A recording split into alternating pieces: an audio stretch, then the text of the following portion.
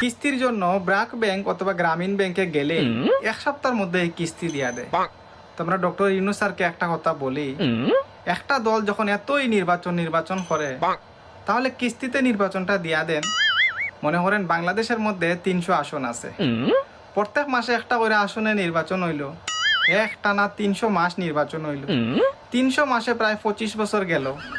আমাদের সাধারণ জনগণের যে একটা মনে ছাওয়া ছিল ডক্টর ইউনূস স্যার অনেক বছর ক্ষমতায় থাকুক, আমাদের মনের আশাটাও পূরণ হইল।